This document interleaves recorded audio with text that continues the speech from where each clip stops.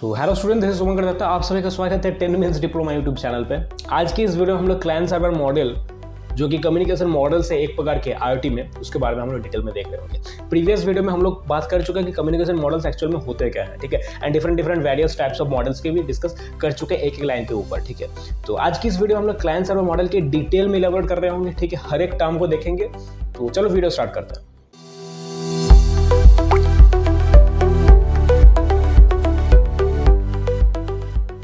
देखो, मॉडल का नाम है क्लाइंट सर्वर मॉडल, ठीक है।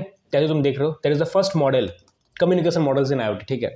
चलो अब देखो, तो क्लाइंट सर्वर मॉडल देख के पता लग रहा है, इस टर्म को देख के पता लग रहा है कि दो कम्युनिकेशन बॉडी होंगे। Which one is, first one is the client and second one is the server, ठीक है। जैसे काम वैसे देखो यार, क्लाइंट इधर होगा, सर्वर इधर होगा, ठीक है। तो क्लाइंट क्या करेगा, रिक्वेस्ट भेज रहा है, क्लाइंट रिक्वेस्ट भेजता है एंड सर्वर उसके बिहाफ पे रिस्पांस को फाइंड आउट करते हैं। रिस्पांस अगर डाटाबेस में, अपने डाटाबेस में देखते हैं, अगर है तो उसके बिहाफ पे तुमको दे देगा। जैसे देखो ये वर्क फ्लो, देखो यार, ये वर्क फ्लो को ध्यान दो, ठीक है।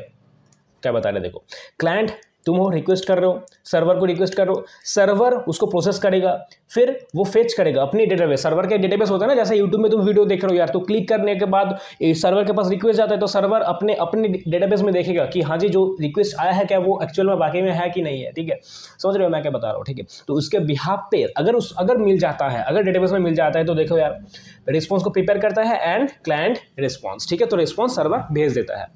अगर नहीं मिलता तो क्या करता, उसमें एरर आता कि 404 नॉट फाउंड, ऐसे मैसेज आता है ना, कि ऐसे मैसेज आता है ना, 404 नॉट फाउंड, ठीक है।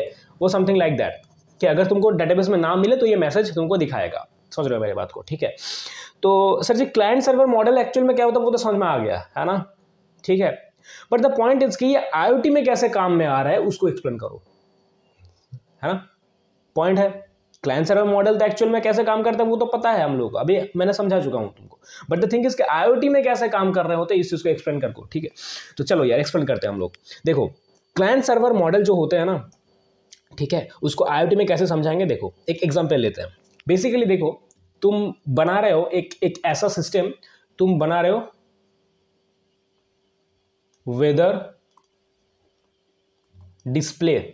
वेदर डिस्प्ले बना रहा हो, ठीक है। इंस्टेंटेनियस मतलब इंस्टेंट जो मतलब वेदर होगा, like temperature, humidity, oxygen level, carbon monoxide level, वो दिखाएगा, ठीक है। तुम ऐसा सिस्टम बना रहे हो, एक एलईडी स्क्रीन बना रहे हो, ठीक है, एक एलईडी पैनल बना रहे हो।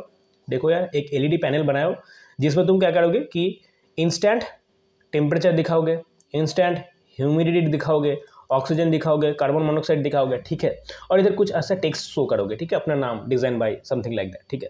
चलो, तो ऐसा तुम बनाना चाहते हो, ठीक है। तो इसको बनाने में दो प्रोसीजर होंगे। कैसे, देखो यार, इसको बनाने में दो प्रोसीजर होंगे। या तो तुम सेंसर लगा लो।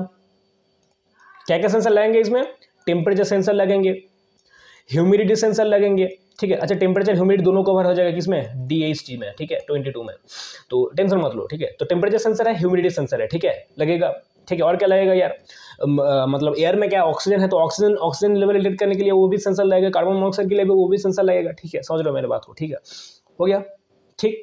चलो, अच्छा, दूसरा प्रोसीजर ये हो सकता है कि तुम एक ऐसा API कॉल करते हो जो API सर्वर से डेटा को फेच करके तुम्हारे सिस्टम में दिखाएगा। नहीं समझ में आ रहा है। जब भी तुम फोन में सर्च करते हो ना कि वेदर रिपोर्ट टुडे, कहाँ से आता है, सर्वर से आता है ना, ठीक है। तो तुम क्या करो कि उसी सर्वर का API को तुम इधर यूज कर लो यार, API कॉल बोलते हैं इसको, ठीक है। तो जब भी तुम API को यूज करोगे, that is the API call, ठीक है।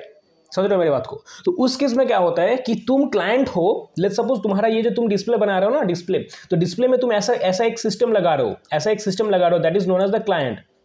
ऐसा एक सिस्टम लगा रहे हो, लेट्स सपोज आर्डिनो लगा रहे हो यार, तो client that is the system लगा रहे हो, ठीक है। उसका काम है सर्वर को रिक्वेस्ट भेजना। लेट्स सपोज एक फ्रीक्वेंसी गैप दे दो, time frequency, let's suppose 1 minute बाद मुझे डेटा चाहिए, है ना, या फिर 30 सेकंड बाद मुझे डेटा चाहिए कि 30 सेकंड बाद टेम्परेचर क्या हुआ, 30 सेकंड बाद ह्यूमिडिटी क्या हुआ, ठीक है। तो that is called time frequency gap.